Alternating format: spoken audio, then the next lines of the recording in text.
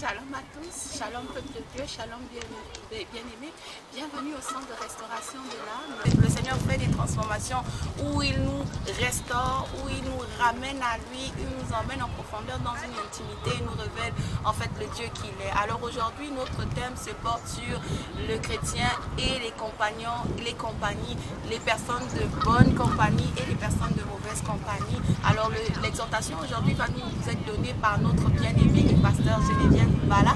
Et voilà, donc je vous laisse manger cette nourriture et j'espère vraiment que vous soyez à la maison, peu importe où vous êtes disposés, et laissez que le Seigneur puisse vous nourrir de par cette exhortation. Soyez bénis, on se retrouve tantôt. Alléluia, soyez bénis au nom de Jésus. En ce merveilleux dimanche dans la nature, nous voulons partager la parole de Dieu avec vous et je veux rendre grâce à Dieu qui nous donne cette opportunité-là, qui nous donne la vie.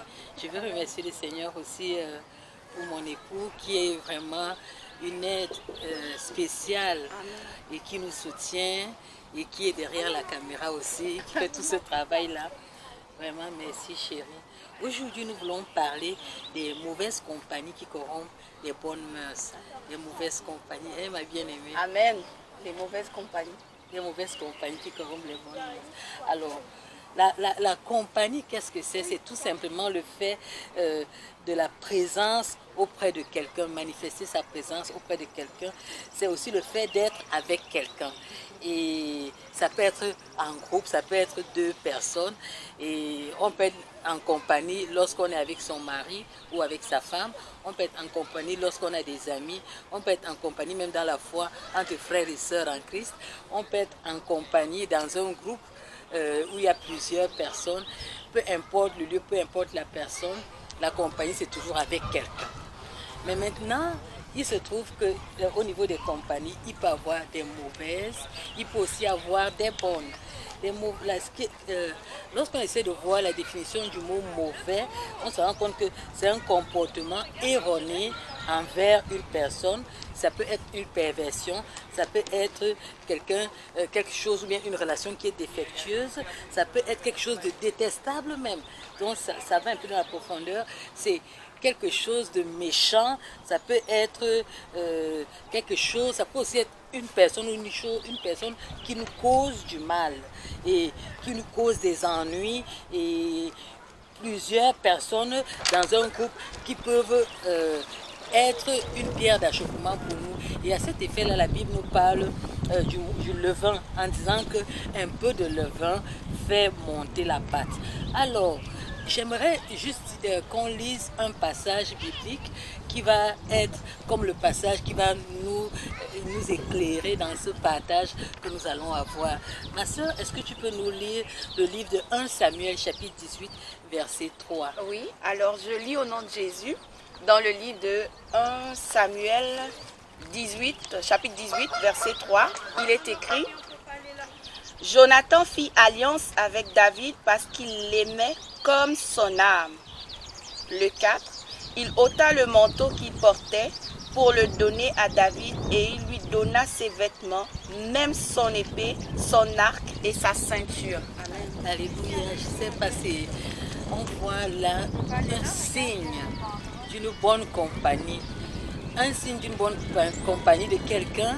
Et là, dans ce cas-ci, c'est vraiment Jonathan qui est l'ami de David et qui va être une bénédiction pour lui. Et cette compagnie-là que les deux avaient, l'autre va vraiment la manifester, pas seulement en acte, pas seulement en étant à côté, parce qu'on a dit que c'est quelqu'un qui est à côté de nous au niveau de la compagnie, mais il va aller plus loin, il va lui faire alliance avec lui, en lui donnant son acte, en lui donnant son épée, c'est-à-dire c'est un signe, c'est un optimum de la relation de compagnie. Et tout au long du livre de Samuel, lorsqu'on lit Jonathan et David, on se rend compte qu'ils se sont fréquentés, ils se sont aimés au point où Jonathan n'a pas discuté la place, parce qu'en principe, quand on regarde, Jonathan devait hériter le trône de son père. Mais il n'a pas hérité, il n'a pas discuté la place avec David, il l'a cédé. Et je vais laisser la parole à ma bien-aimée pour dire un mot dessus. Amen. Ben, quand on regarde le geste de Jonathan, en fait, c'est comme Jonathan aimait tellement David qu'il était prêt à donner sa vie pour David. Quand on lit la parole et qu'on dit qu'il donna ses vêtements, c'est seulement par amour que tu peux prendre ton propre vêtement pour donner à quelqu'un que tu aimes. Il lui donna son arc, donc quelque chose qui est son bouclier protecteur. L'arc ici représente un peu ton instrument pour te défendre, mais il l'enlève pour donner à son ami, donc à quelqu'un qu'il aime. C'est vraiment c'est la manifestation ici de l'amour, tout simplement. Il a manifesté son amour, ce qu'il ressentait dans son cœur à David. Donc c'est quelque chose. C'est vraiment le signe d'une amitié vraie, d'une amitié sincère, d'une amitié au-delà des apparences, au-delà des paroles en fait. C'est l'acte. C'est tout simplement l'acte. L'amour se voit aussi dans l'acte, pas juste en parole, mais dans l'acte. Tu peux dire je t'aime, mais est-ce que tu es prête à donner ton vêtement? Tu peux dire je t'aime, est-ce que tu es prête à mourir pour la personne à laquelle tu dis je t'aime? C'est ça en fait, c'est ça. Donc, ouais, là, comme ma soeur l'a si bien dit, l'amour c'est dans les actes. L'amour ce n'est pas dans les mots. L'amour, c'est vraiment dans les actes qu'on peut le dire. Et nous avons l'exemple parfait de l'amour dans le sacrifice de Jésus-Christ qui est mort à la croix de Golgotha, qui a accepté de payer le prix pour toute l'humanité, pas pour un seul homme, mais pour toute l'humanité. Et nous voyons aussi la manifestation de la bonne compagnie lorsque Jésus était ici sur la terre. Avec ses disciples, il a passé le temps à être en bonne compagnie avec lui.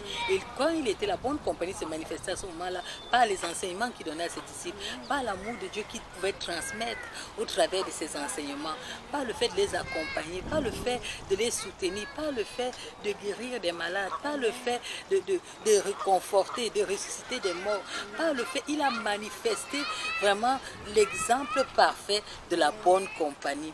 Et quand nous lisons le Nouveau Testament, on se rend compte que Jésus a donné une parole qui était merveilleuse. Il a dit à ses disciples, je ne vous abandonnerai pas.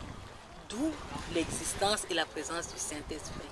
Il a envoyé le Saint-Esprit qui est venu rester avec les disciples, qui a été une consolation parce que quand il est parti, les disciples étaient attristés et le Saint-Esprit est venu être la consolation de Jésus. Et le Saint-Esprit a commencé à leur enseigner toute la vérité de Dieu, a commencé à rappeler à leur esprit les enseignements de Jésus, a commencé à agir au travers d'eux aussi comme il agissait au travers de Jésus. Donc c'était l'exemple de la bonne compagnie. Et on le voit aussi, j'ai été touchée particulièrement lorsque les soldats venaient arrêter Jésus. Pierre a coupé l'oreille à un soldat et Jésus qui savait que plus tard, ça pouvait causer un préjudice à son ami Pierre, à son disciple, on va dire comme ça. Il a guéri l'oreille. Il a guéri parce qu'il aimait Pierre. Il s'est dit non, Pierre, ne fais pas cela. Qui tue par l'épée, périra par l'épée. Et de qui tue par l'épée, périra par l'épée. C'est quelque chose de profond parce que tu vois dans la société dans laquelle nous vivons, les gens ont tendance à blesser les autres. Ils ont tendance à faire fomenter des coups faux, à tromper, à aborder des voies sournoises, ne sachant pas que ça leur reviendra sur la face. C'est une parole, c'est la loi de la semence et de la récolte. La Bible dit qu'il sème le vent. La Bible dit faites attention aux mauvaises compagnies. Et si tu es quelqu'un, tu as une amie, tu as quelqu'un avec qui tu es et que tu fais des choses derrière son dos, ça te reviendra. Parce que ce sont des semences que tu mets. Et ces semences-là te reviendront.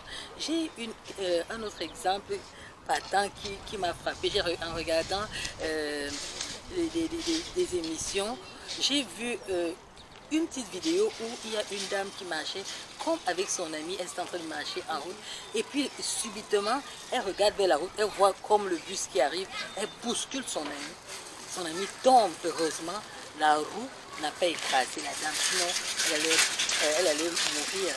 Et quand ça s'est passé, l'autre dame qui a bousculé revient, mais c'est quel genre d'amitié ça? Et ce genre de trucs, on les voit dans la société. Tu vas te rendre compte qu'il y a des gens, qu'il y a des compagnies de boissons. Les gens se réunissent seulement pour aller boire dans les bars.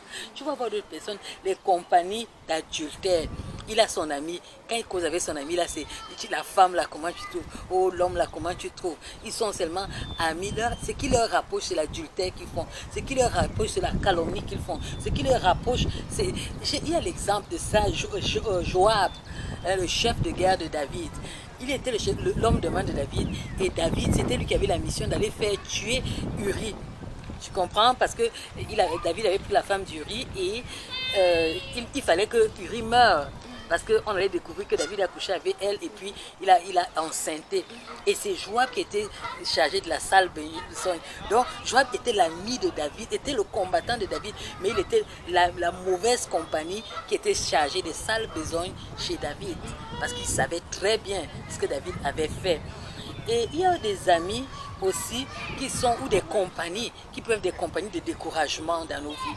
Nous avons l'exemple avec la femme de Job. Oui. Une femme est censée, la Bible dit que la femme est censée être laide. Mais ici, la femme de Job, quand elle a vu que son mari était très malade, ou bien son mari était affaibli, son mari ne pouvait plus rien, elle lui a dit maudit Dieu et meurt. Une femme qui aime vraiment, la femme qui est censée transmettre l'amour, qui est censée soutenir, te dit de maudire le Dieu qui donne la vie et te dit de mourir. Ça, ce n'est pas une bonne compagnie, ça. Une compagnie. Et nous avons des gens comme ça aussi dans la société qui sont capables des gens qui se mettent ensemble pour fomenter la tuerie. Je me rappelle, dans la parole de Dieu toujours, il y avait ces femmes, il y avait tellement la famine en Israël qu'elles ont commencé, elles se sont associées. Elles disent qu'on va tuer ton enfant et on va manger. Elles ont tué l'enfant de la première. Maintenant, quand elles voulaient tuer l'enfant de la seconde a eu pitié. Elle dit que non, tue pas mon enfant. Et l'histoire est allée chez le juge. Et c'est là qu'il y a eu une prise de conscience en Israël. Mais là, on avait deux femmes qui étaient des compagnies de tueuses, qui tuaient leurs propres enfants. Il y a d'autres formes encore de compagnies, des personnes qui sont errantes. Elles aiment se balader, elles aiment aller dans tous les sens. Et lorsque ce genre de personne est en compagnie avec une autre, l'influence qu'elle a, c'est allons nous balader à gauche, allons nous balader à droite. Il y a d'autres compagnies, des compagnies d'impudicité. Ils se mettent ensemble pour aller coucher, ils se mettent ensemble pour aller tromper, ils se mettent ensemble pour aller chercher les femmes ou bien chercher des hommes pour vivre dans l'impudicité. Il y a encore d'autres genres de compagnies, les compagnies de vol. Ils se mettent ensemble, ils partent voler à gauche, ils vont voler à droite. On a même ce qu'on appelle, on a appelé braqueurs. Ils vont quelque part, ils vont pour voler, ils vont pour braquer, pour usurper. Il y a les compagnies d'escroquerie. Des gens avec qui tu es, leur but c'est escroquer. Il y a les compagnies de corruption, il y a les compagnies même sur le plan spirituel. La personne t'attire toujours en bas. Les causeries ne t'édifient pas. Les échanges que vous avez ne t'amènent pas à aller chercher Dieu. Les échanges que vous avez t'amènent à pécher, t'amènent aux blagues, t'amènent à la légèreté. Ce genre de compagnie-là, il faut fuir ce genre de compagnie parce qu'il ne te pousse pas à t'approcher, il ne te pousse pas à aller dans les profondeurs. Il y a ces compagnies d'instabilité. Quelqu'un n'est pas stable, il veut que vous soyez amis. Oh, tu vois, la parole de Dieu là, c'est dur, hein. Pour obéir à Dieu, c'est dur. On ne peut pas obéir à Dieu en ce moment. Nous sommes faits de chair. Tu vois que nous sommes faits de chair. Donc, on peut avoir des faiblesses. Ou bien, des compagnies qui te poussent à mentir, va mentir, dis seulement comme ça, ou bien tu dis les demi-vérités, ils se plaisent dans ça, parce que c'est ça leur racine. Et comme ils se plaisent dans le mensonge, ils veulent que toi aussi, tu sois impliqué dans ce mensonge-là, que tu puisses mentir comme ça, ils se sentent bien avec toi quand tu mens comme eux. Mais si tu as une attitude contraire, il n'est pas avec toi. Il y a des compagnies qui sont un peu comme Joab, des compagnies qui sont sournoises. Il vient, il rit avec toi. Si tu es par exemple marié, il rit avec toi. Mais son but, c'est de détruire ton foyer. Et il est là, il insuffle. Il insuffle les mauvaises paroles, il insuffle, il te pousse à aller dans l'erreur afin de détruire. Son but, c'est détruire. Mais comme toi, tu ne vois pas, tu dis, oh oui, elle m'aime ou bien il m'aime. Mais le but de la personne, c'est vraiment détruire ton foyer, détruire ce que tu as de construit. Que ce soit dans les études, que ce soit dans le mariage, que ce soit dans la société, on a ce genre de compagnie-là.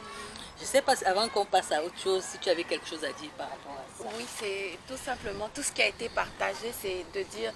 c'est de faire une prise de conscience, en fait, de dire quel genre d'amis je suis ou quel genre d'amis j'ai autour de moi. C'est vraiment de s'asseoir à un moment donné et de voir dans son entourage quels sont les amis.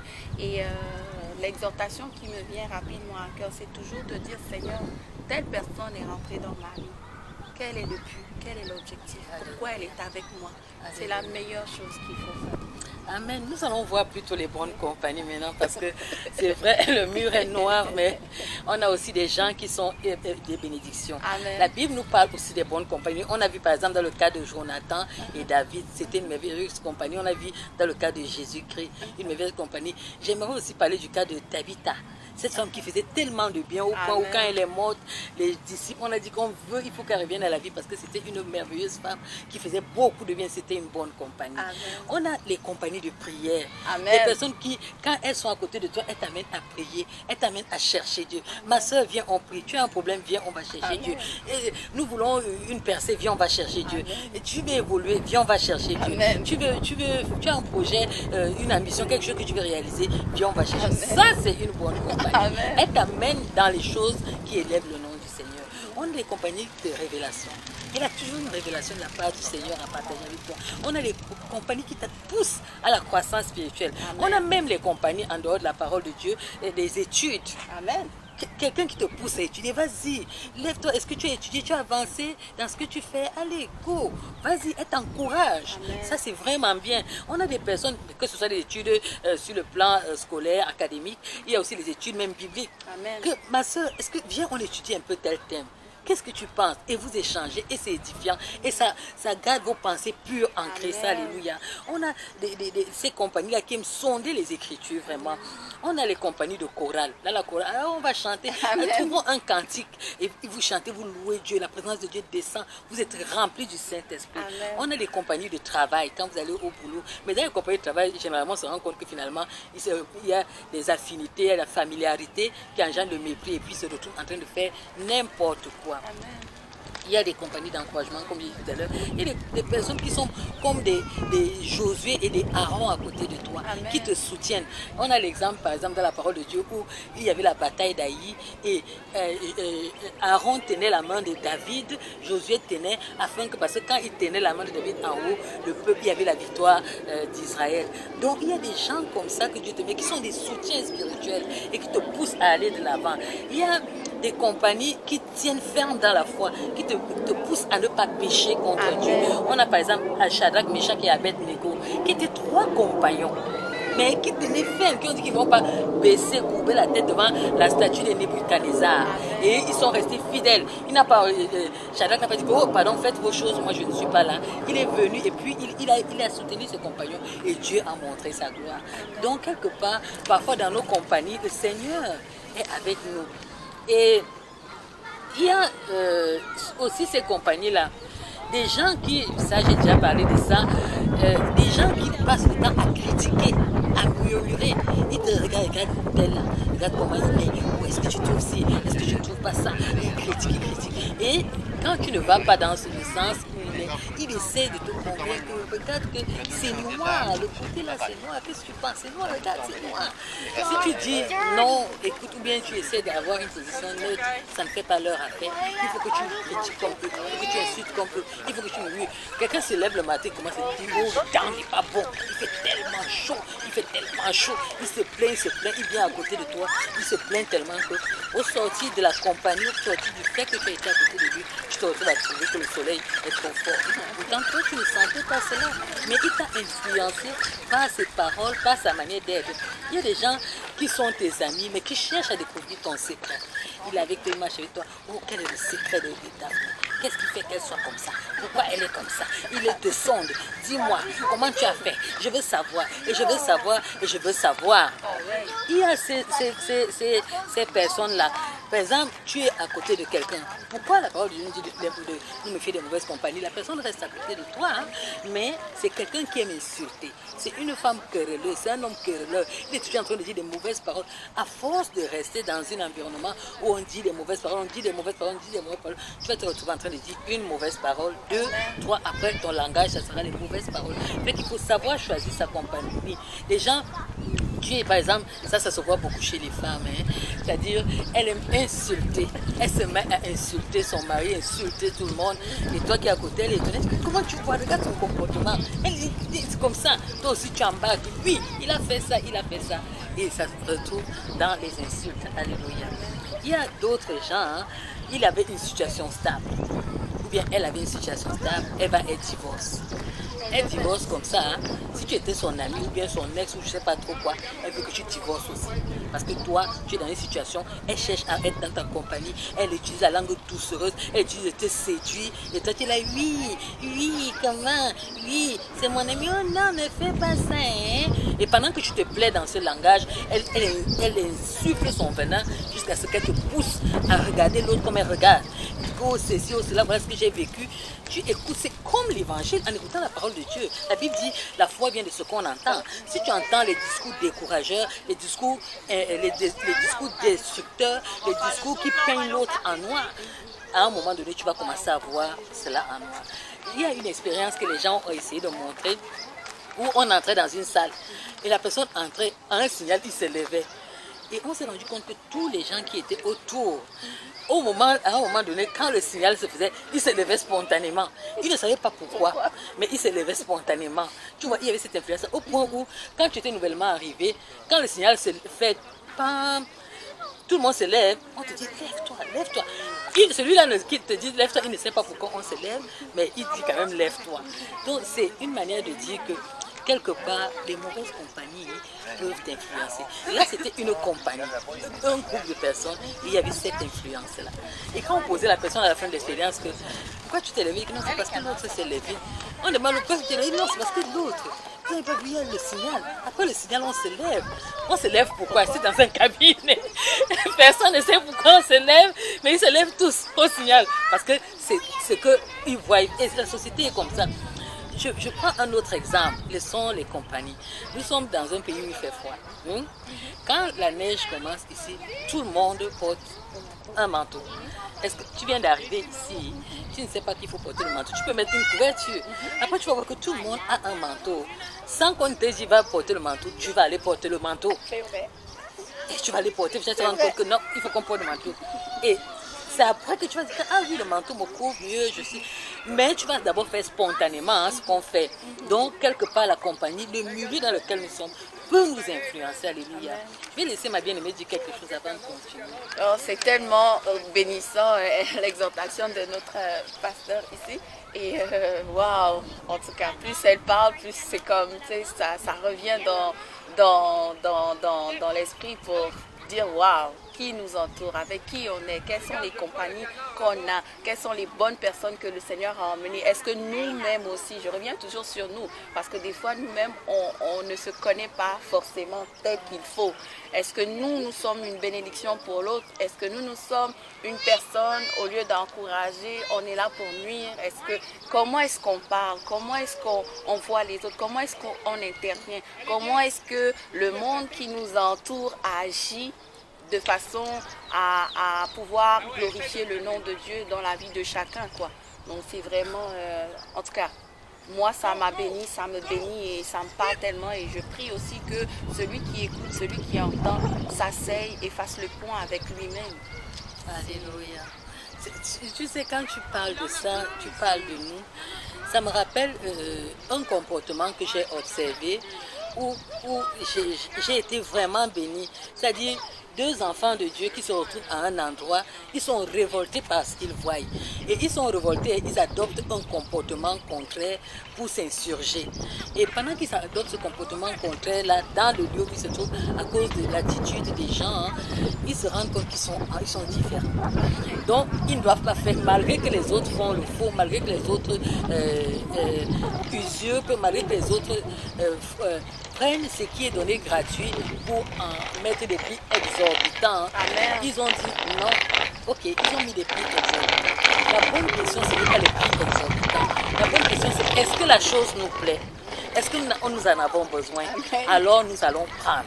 Au lieu de nous insurger, dire oh non, pourquoi c'est ci, pourquoi ça? Non. Est-ce que ça me plaît? Je suis venu à cet endroit, c'est prix, le prix est exorbitant.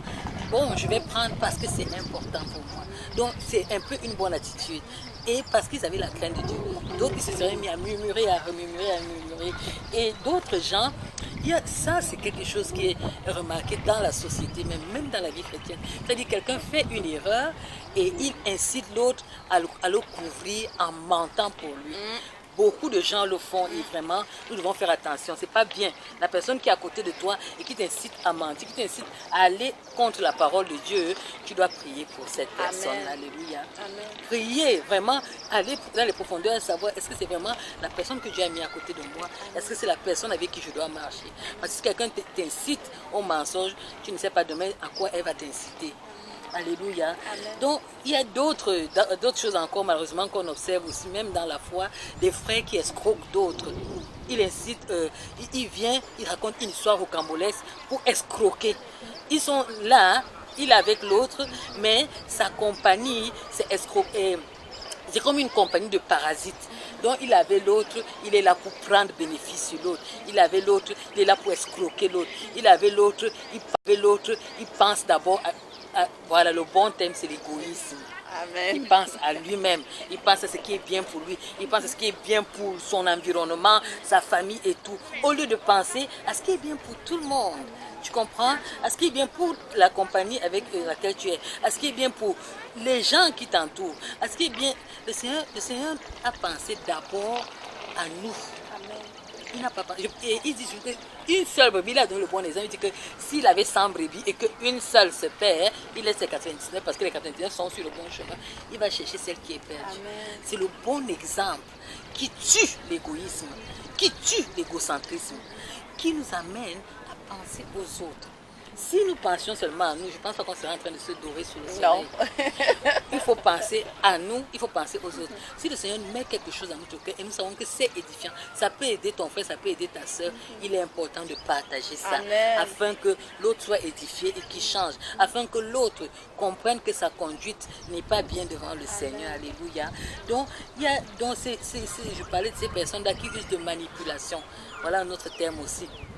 Ils manipulent les circonstances, ils manipulent les trucs, ils jouent sur les sentiments, ils jouent sur le côté émotif pour pouvoir amener les gens dans sa cause, pour pouvoir gagner les gens à faire. Il y a même ça aussi, on dit la manipulation de l'opinion. Ils manipulent ton opinion, ils manipulent, te montrent que oh oui, la situation n'est pas comme ça. C'est Dieu qui tient nos vies, c'est Dieu qui dirige nos vies, c'est Dieu qui nous conduit, connaît ce qui est bien pour nous. Ce n'est pas parce que tu vas venir manipuler, c'est Dieu qui bénit en fait. Amen. Alors, autant s'en tenir à Dieu.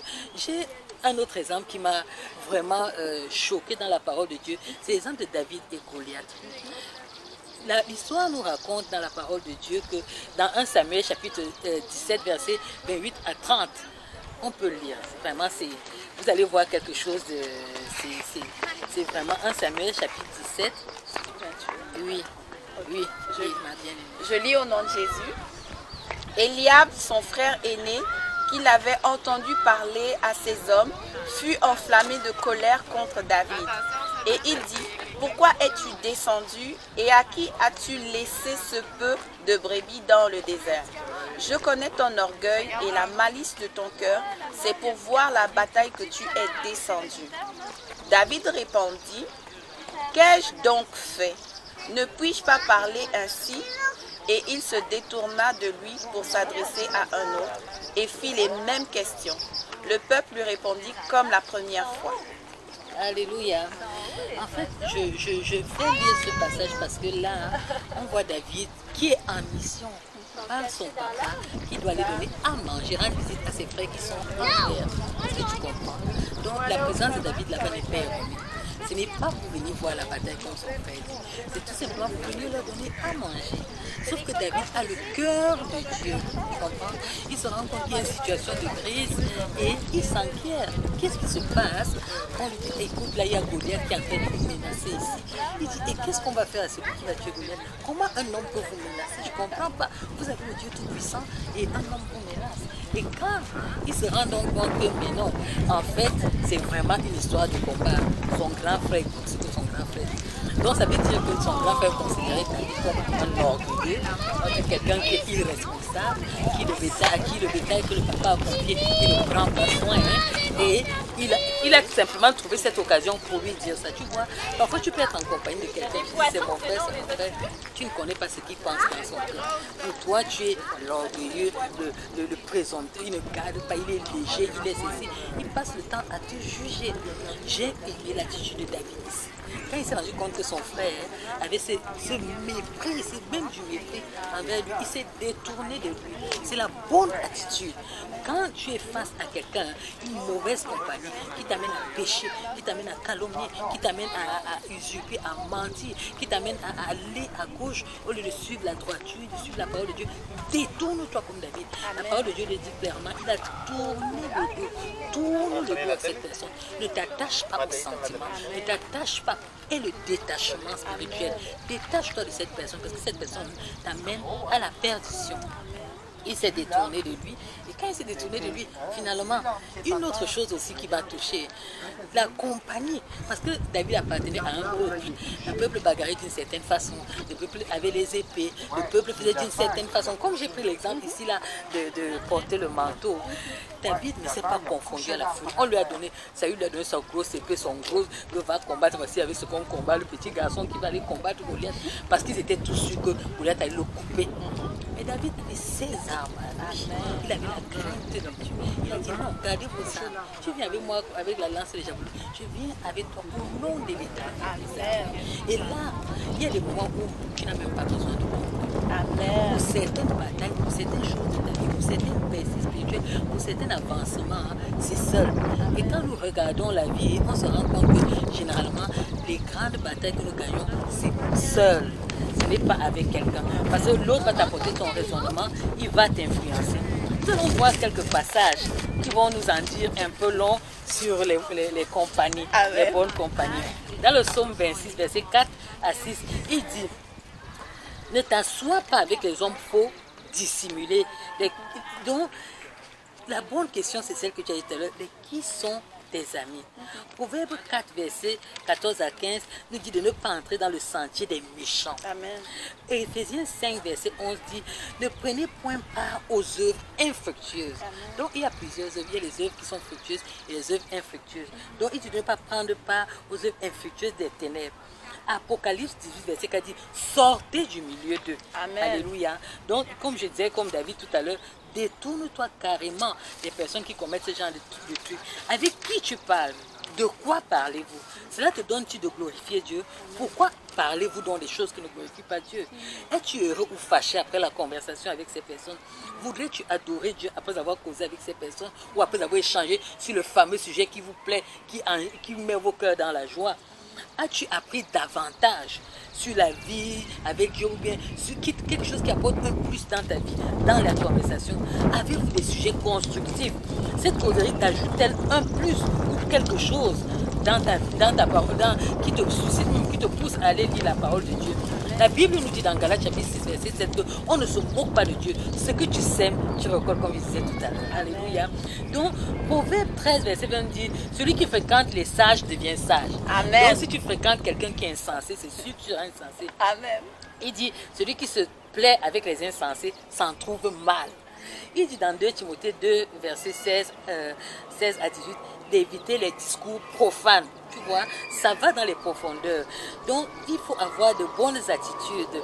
Acte 2, verset 42 nous dit de persévérer dans l'enseignement des apôtres, qui sont la communion fraternelle, la fraction du pain, la prière. Apocalypse 18, verset 4 nous dit: sortez du milieu d'eux, comme j'ai dit tout à l'heure. Et ma bien-aimée va nous lire pour terminer Psaume 1, verset 1 à 2. Alléluia. Amen. Psaume 1, verset 1 à 2. C'est vraiment le couronnement. Amen. La série sur le gâteau, comme on dit. Oui. Alors, Psaume 1, verset 1 à 2, je lis au nom de Jésus. Heureux l'homme qui ne marche pas selon le conseil des méchants, qui ne s'arrête pas sur la voie des pécheurs et qui ne s'assit pas en compagnie des moqueurs, mais qui trouve son plaisir dans la loi de l'Éternel et qui la médite jour et nuit. Il lui a lu un peu ce qui suit après ma sœur. Il est comme un arbre planté près d'un courant d'eau qui donne son fruit en sa saison et dont le feuillage ne se flétrit point. Tout ce qu'il fait lui réussit. il n'en est pas ainsi des méchants. Est-ce que tu peux arrêter là? Amen. Déjà, à ce niveau-là, nous sommes comblés. La parole de Dieu est claire.